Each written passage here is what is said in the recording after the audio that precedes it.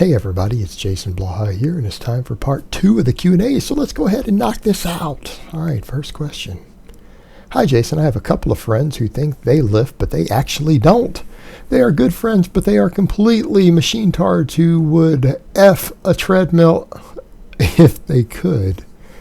Wow. I've shown them your channel, my copy of Starting Strength, and even the stronglifts app, but they want me to stop hounding them about barbell training being superior and don't take any notice because I'm championing it, but I'm not the biggest guy in the gym. Despite this, they are good friends, and I want them to succeed in their goals. I don't want to appear to be a cocky know-it-all, but it's very frustrating. Is there any other method I could try, or are they a lost cause? Thanks.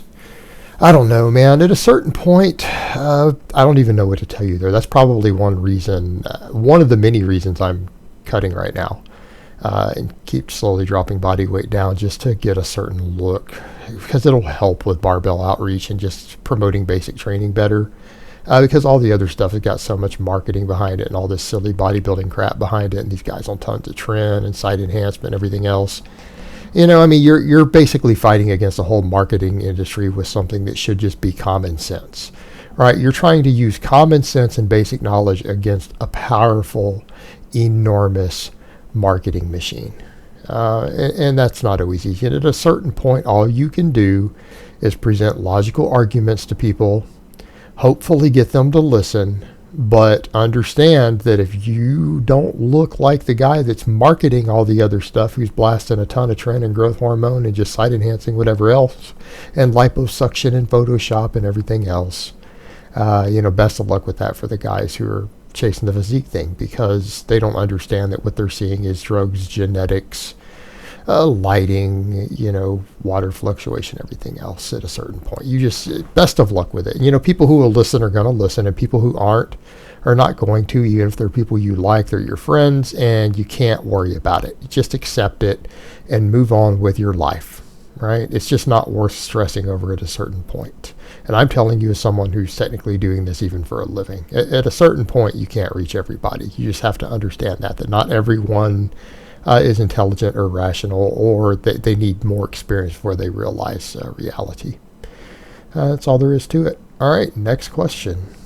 From someone whose lifting has been solely dedicated to strength and powerlifting for a while, what are key differences in programming factors and other variables that should be considered if wanting to maximize muscle gain for a training cycle or two, specifically in the functional areas, not for pure aesthetic reasons?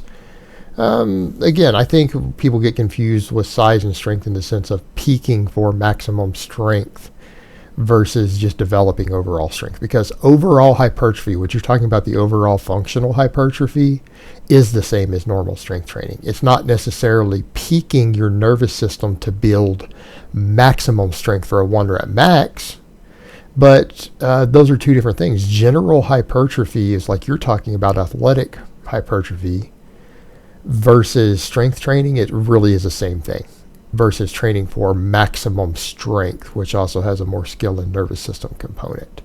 So there's no real difference. What I would say to that is, how do you build overall hypertrophy?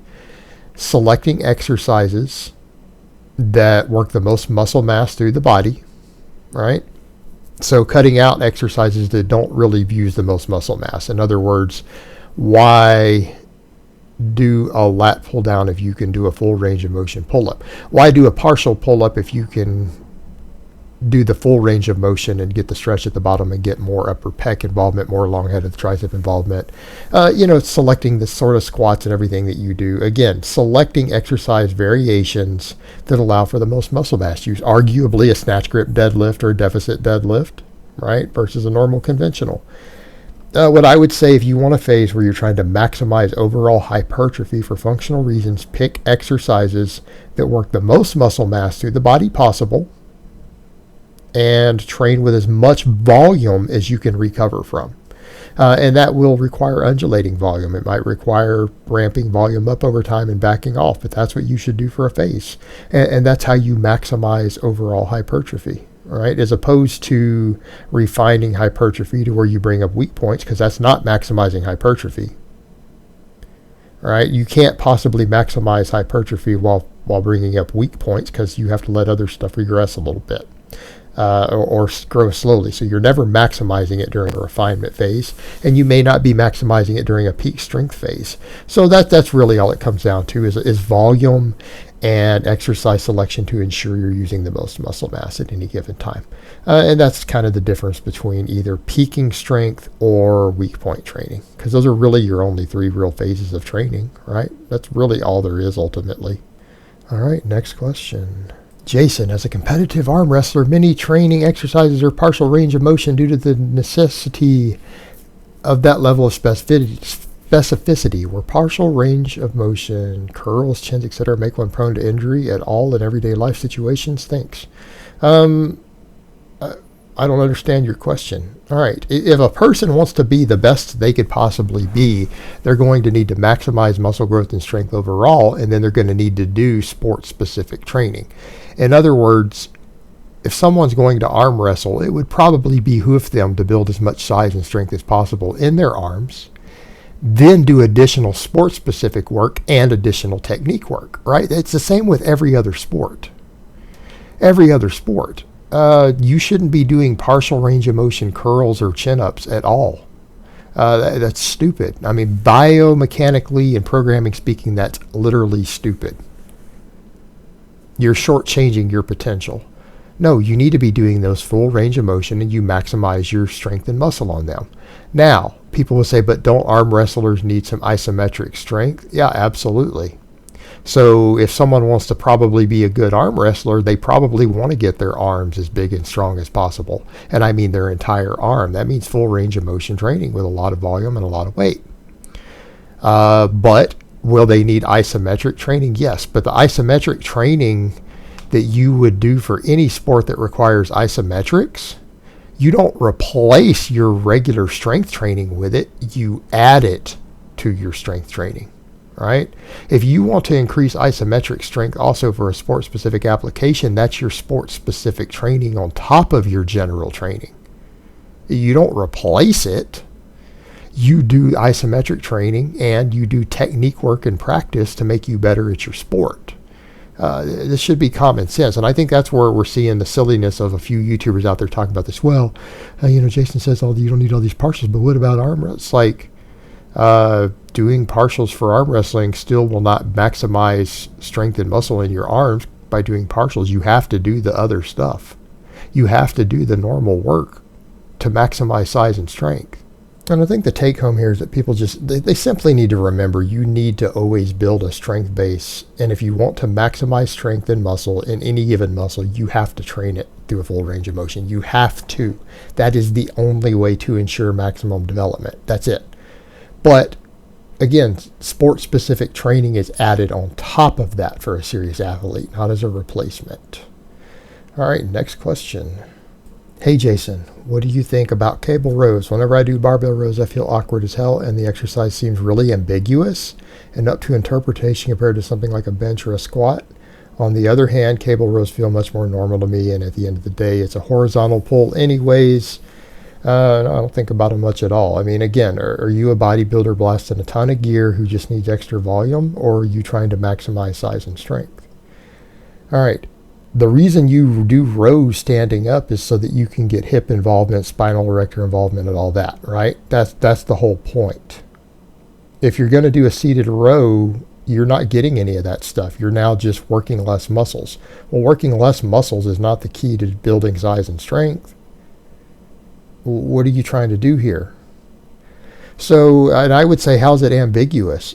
You start with a barbell on the floor, you pull it up tight with your elbows locked out, and you row it till it hits your chest or your stomach. That's not ambiguous at all. Maybe you've been following too many silly-ass bodybuilders who don't know how to row. Maybe that's why, but that's how you perform a row. There's no ambiguity. It's pretty consistent range of motion. A properly done row is, and people will say, well, my lower back's fatigued, my hips are fatigued. Well, okay, so you still want to work your back, but your spinal erectors, your hips and everything are too fatigued to do rows. Well, that's why we have pull-ups. Do pull-ups. I mean, pull-ups will do exactly what you probably are wanting out of the cable rows. I mean, and guys, that's just my opinion on it. This is my opinion as far as exercise economy really is what it comes down to, is getting the most out of every single exercise you do. I just don't believe in throwing ass random crap in, just trying to do more work. I think that you need to maximize every exercise you're doing to get the most out of it. And I just don't see cable rows as doing that, because I think between barbell rows and pull-ups and chin-ups, I just don't see the point of the cable rows in there. I mean, maybe you have a different view, and that's just my opinion, and that's all it is. It's my opinion. Take it or leave it. All right, next question and last question of the week. Is there any benefit to casein brotein before bed for the natty athlete on novice LP beyond just extra calories? Yeah, it adds protein to your diet. We've discussed a lot about protein overfeeding. Now, people are saying, should I be paying more for casein protein? Does it give me some benefit over whey? Probably not. All the studies I've seen on casein and whey show pretty similar levels of muscle growth, muscle protein synthesis, everything else. Ultimately, what it comes down to, people are worried about absorption rates. And quite frankly, I think that's micromanagement of an unnecessary nature. What I would say is that if you happen to enjoy casein protein and you like the taste more, and it's an easy way for you to get more protein in when you need the protein overfeed, by all means do so. Otherwise, do whey. If you don't want to do protein shakes, they're not necessary either. Whole foods are amazing sources of protein that are just as good in every single way as a protein shake.